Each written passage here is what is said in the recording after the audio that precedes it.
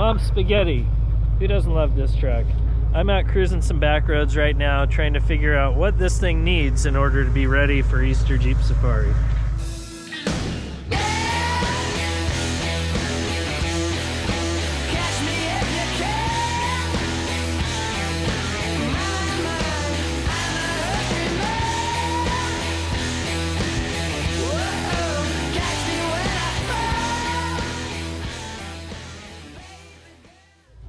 This truck started out as a quick build so that I could be on Ultimate Adventure in 2021. And since then, I haven't really done a whole lot to it other than changed out some joints in the suspension for those Rock Jock Johnny joints.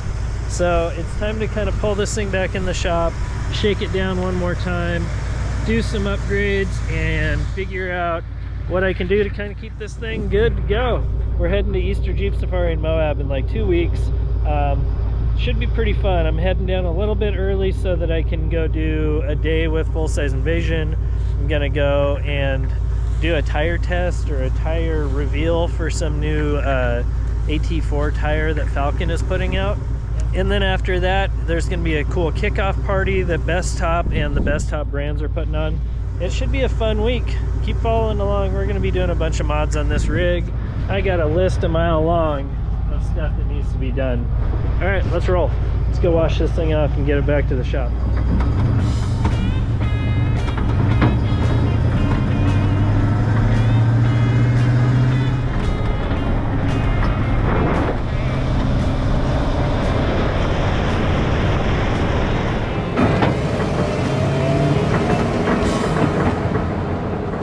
Pull this thing in and start seeing what the game plan is.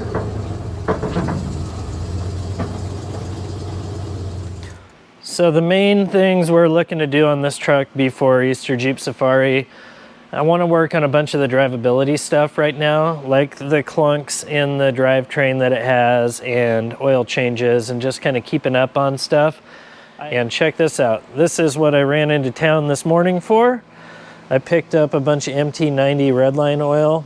This is actually a gear oil. The transmission in that truck uses ATF in it, but the transmission makes a ton of noise, so I'm gonna switch it up a little bit. Picked up an oil filter. I'd never had a rear view mirror in this car, so I'm gonna throw one of those in, and I had to splurge and pick up a metal flake steering wheel because this truck's pretty baller and that stock steering wheel's pretty ugly. So we're gonna start tearing into this thing. I think what we'll probably do is bust out the oil change in the transmission real quick and engine and top off transfer cases, and then we'll probably go drive it again. I want to see if we fix any clunks with changing the oil. Oh man, it's dirty under here. Holy cow. This thing has no inner fender wells, so like driving those gravelly dirt roads, it just like hammers the hood hinges with junk. What size are you, man? I guess I hit that on a rock once. Rock crawling's hard on your equipment. We're looking for a 19.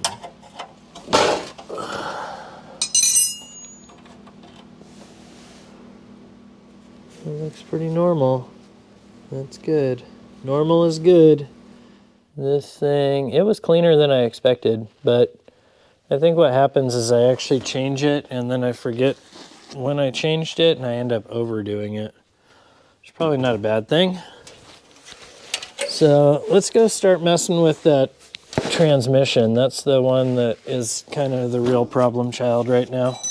This transmission was one of the reasons I bought this rig. It's like a ZF5 big giant transmission built for diesel trucks, and I always felt like since this thing has a small block in it, it's never going to make enough power to damage this transmission. But it really hasn't been that great. It's noisy and it grinds between second and third like crazy, so we're trying to change the oil. It calls for ATF. We're going to throw a gear oil in it and see if we can quiet this thing down a little bit. It's actually kind of nasty for how few miles I have put on it. Alright, let that drain for a minute. I've had a bunch of transmission fluid like dripping down the sides of the transmission for a while now. And then the last couple times I drove it, it was actually spitting gear oil or transmission fluid out around the shifter in the cab. So I'm going to go ahead and pop the shifter off and see if there's like a boot up on top that I can fix. You pop the first boot off and then pull that up, and then you can get to a couple bolts on the shift lever. And you can pull the shift lever off. And this is the one that's like leaking everywhere.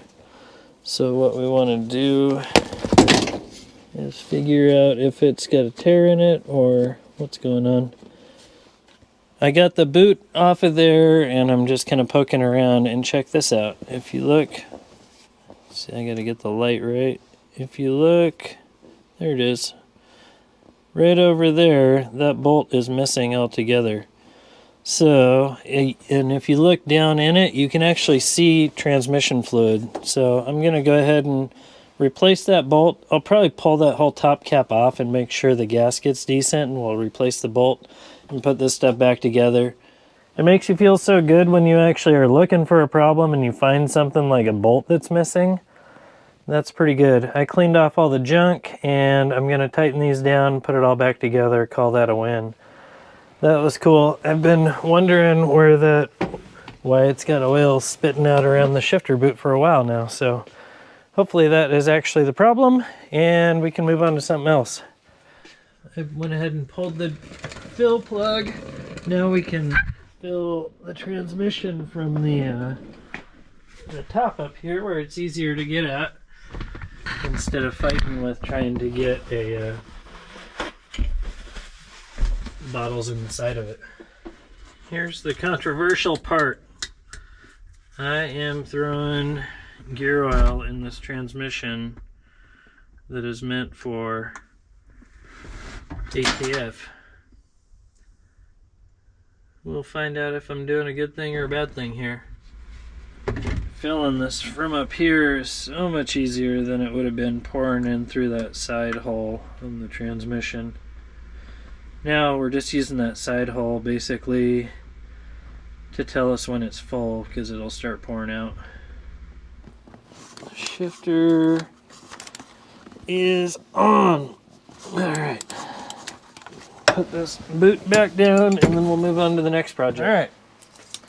And my quest for making this truck more and more fun to drive, we are going to ditch this ugly old steering wheel that looks like it could have come in a Ford Taurus, and we're going to throw on a metalflake gold Grant GT. These things are awesome. When I first started getting into old custom cars, you would have to go through Moon Ice to get a metalflake gold steering wheel, and I always thought they were cool. Very 60s show car style, which was a fun era for cars.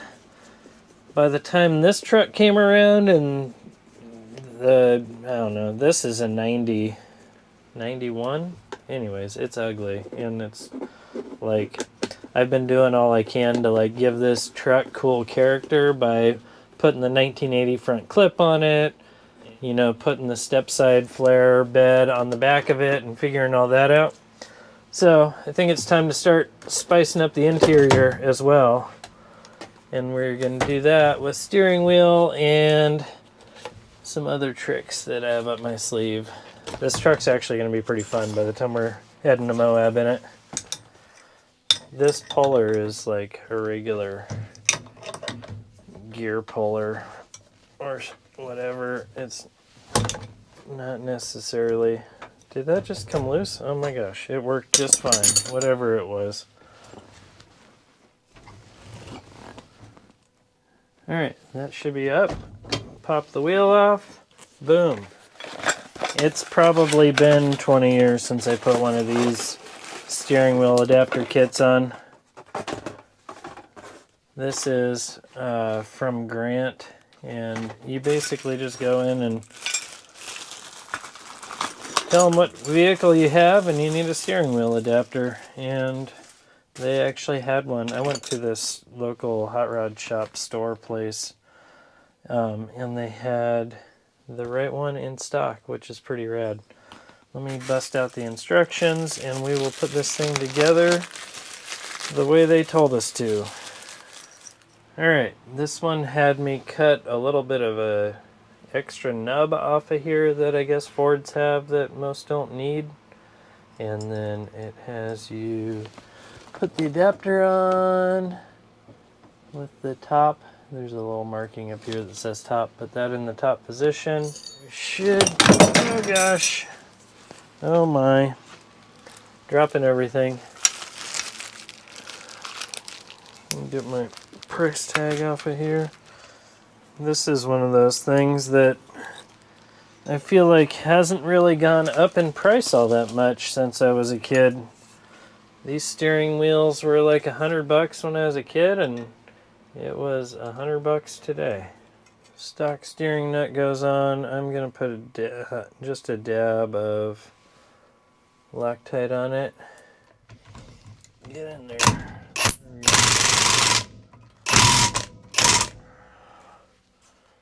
Let's get that down to 1. Hot rodding my rock crawler. Battery is hooked up. Let's see if the horn works. Ready? It works. This thing's rad. Look at that. Looking smooth. Boring oil change and a really cool steering wheel. Not a bad Sunday. Alright, I'm going to clean up my tools and we will drive this thing to work in the morning and see if the transmission's any quieter. Pretty stoked.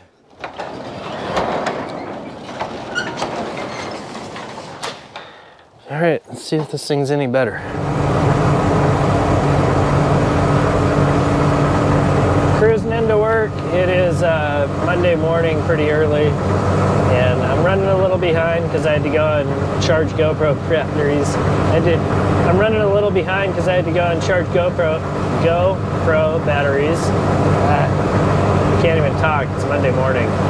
I'm kind of sick too. I didn't sleep very good. Whatever. Got to make the most out of it. Truck's doing good. Transmission's making less noise than it used to. It didn't grind into third gear, which is cool. And the steering wheel is looking dope. Alright, it's going to be a good week. Alright, made it to work. Pump spaghetti's looking good. This is the first time that I've been able to have the thing sit in idle with my foot off the clutch and not have any transmission noise. So I always thought that I had a throw-out bearing noise, but I think it was actually some sort of input bearing that was making a bunch of noise. Truck's running good, driving good. Those retro brights are awesome. They've been on there about a year now. Pretty cool.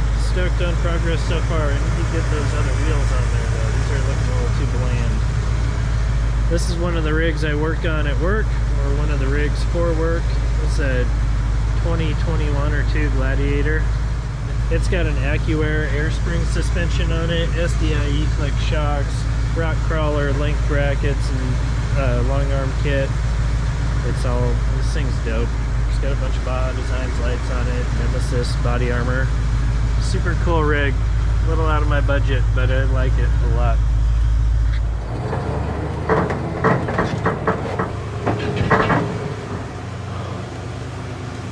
All right.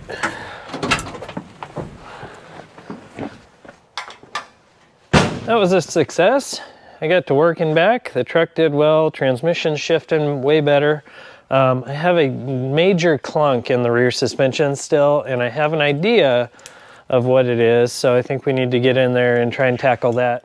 All right, let's see if we can duplicate this sound, because it is driving me bananas. Let's see. There it is.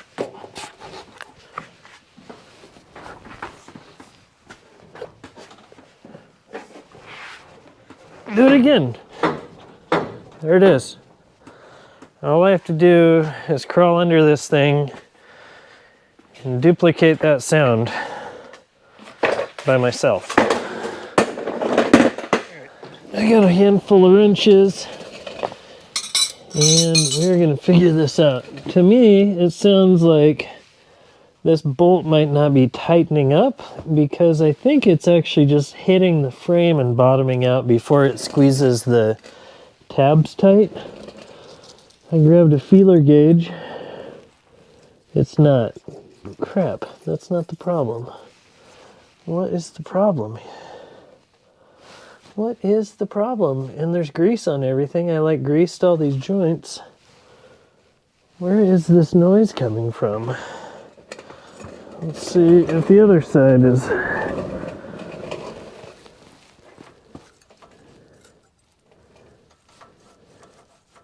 There's a space there. Ah, what the heck? Why do these things always have to be a pain? So, heim joints are pretty notorious for being noisy. I wonder if it's just in these heims.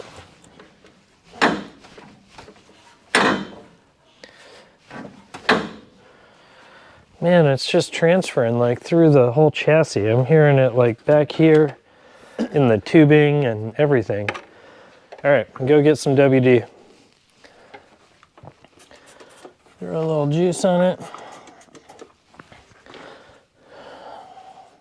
All right, so the heim joint's just a metal ball inside of a metal loop basically, and it's like a spherical ball inside of here.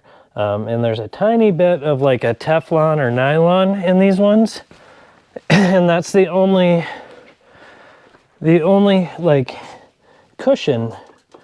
So even though these things are new, they're meant for being really strong. They aren't necessarily meant to be quiet. All right. Is it in the shocks? I don't think so. I think it's those heim joints.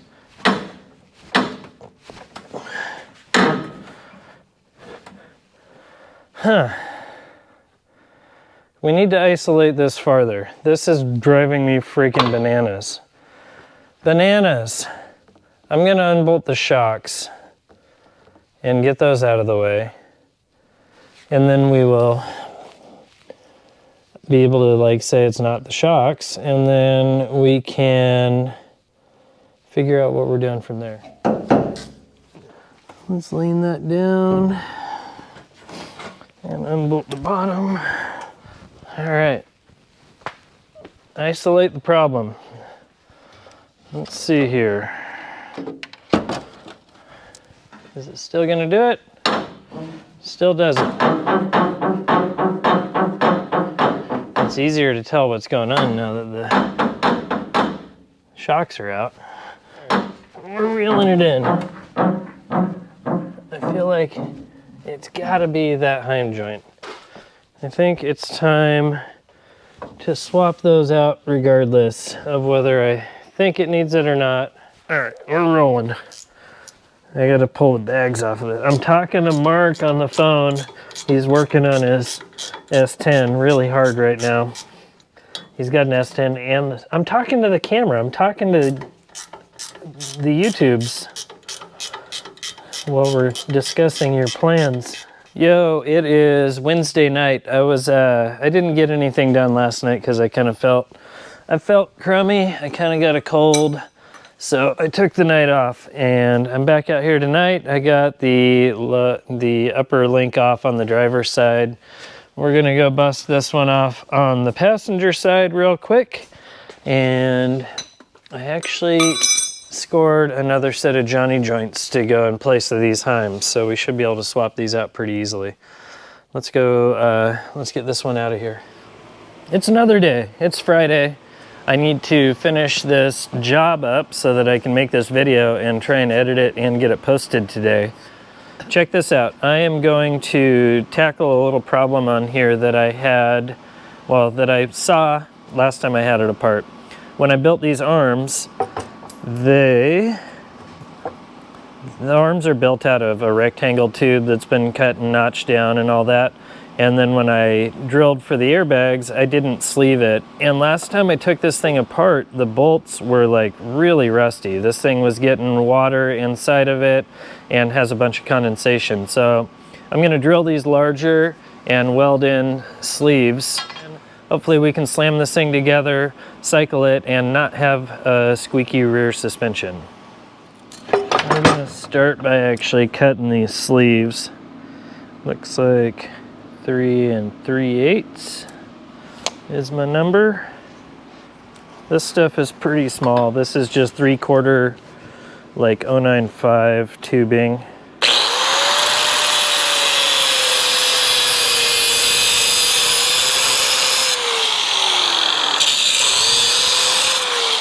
So it cuts pretty easy with the cutoff wheel and the grinder. This is one of those projects that I knew I should have done when I built these links, but I kind of just skipped that step and now I'm doing it now. This also helps make the link itself stronger, because when you drill the hole through there, the hole itself like weakens the steel, and it would be prone to have a crack right there if it was to flex much. And by welding this sleeve in place, it kind of like doesn't eliminate the stress riser where that hole is, but it makes it to where it's not quite as extreme.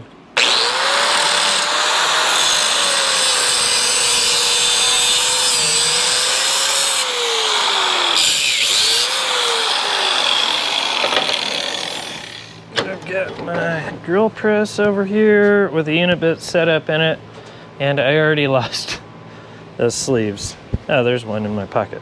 All right, so I'm gonna drill these out to 3/4, and then I'll use the unit bit to actually like step a little bit farther past 3/4 so that it gives me a little bit of a recess to weld to.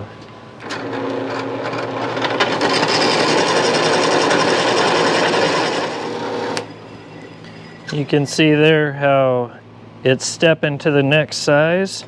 So when I sleeve this, when I drop this in there, it'll actually give me a little bit of a reveal so that I have a good strong weld to fill in there without it sitting, without the weld sitting up on top of the material. I'm fishing out all the metal shavings from inside of there with a little telescoping magnet. This will just keep it to where we don't have something in there that's rattling around. Just kind of keep all this stuff as clean as possible, you know?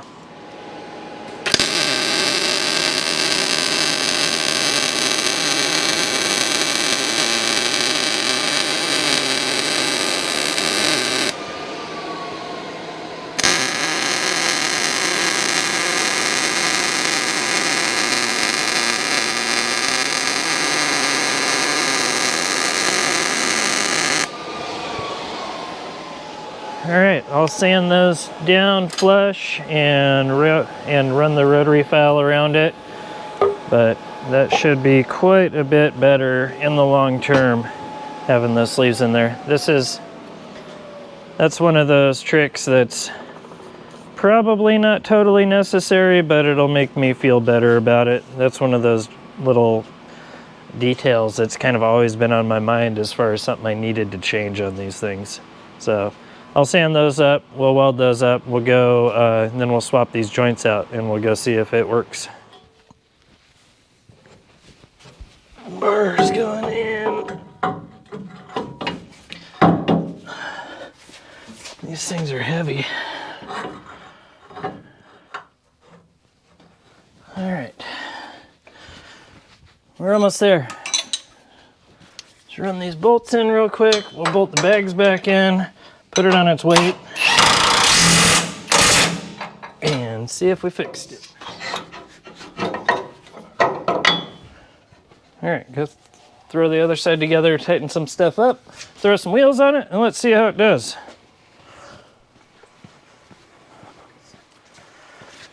We are getting close.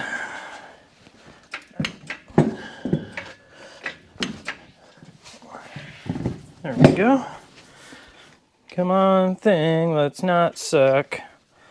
Don't suck. All right, let's see here.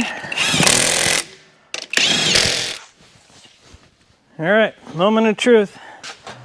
I'll put some air in these bags real quick. This part's pretty cool if it works.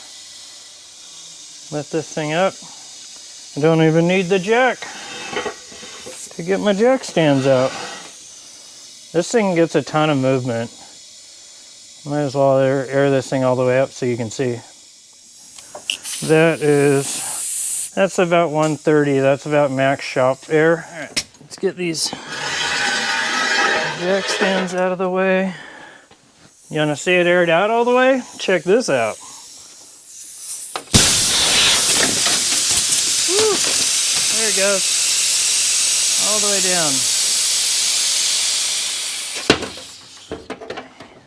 down. It's awesome. That was loud. Sorry for that. I always forget how cool this truck is. All right, so that's all the way down. Super cool. All right, let's go back up to ride height about and see if we still have a clunk or not.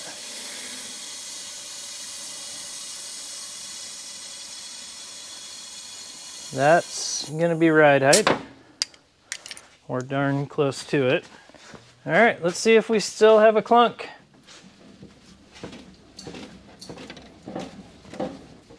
It's not clunking. It's not clunking. It's not clunking. Got my normal, like, little bit of gear lash in the transfer cases. Oh my gosh, I think we fixed that problem. Yes. So rad. I love it when something like gets repaired. Let me bounce on this some more. So good.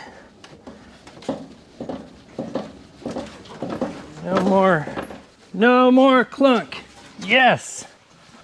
What a fun week of working on Mom Spaghetti. We swapped out transmission fluid and kind of dealt with some gear noise in there. That was a win. Put a rad steering wheel in this thing. That makes me happy. There's nothing more fun than like having the part that you have to see while you're driving be something cool. So out with that lame old Ford Taurus steering wheel or whatever it had, and in with the metal flake gold. This thing's coming together. The clunk in the rear end is gone. I hope it is gone for good. This is amazing. So thanks for watching this Dirthead Shed. If you are in Moab, Utah for Easter Jeep Safari, please head over to the Bestop kickoff party. That's March 25th. That's only in like a week away, week and a half away. So head over to the Bestop kickoff party. It's over by the food trucks downtown Moab. It's actually like the parking lot right behind the food trucks. So Fred and I will be there. We're going to be hanging out with everybody.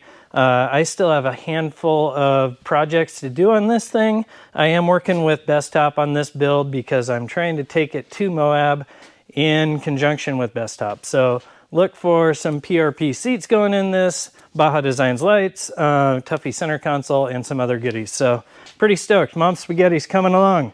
Thanks for watching this Dirthead Shed.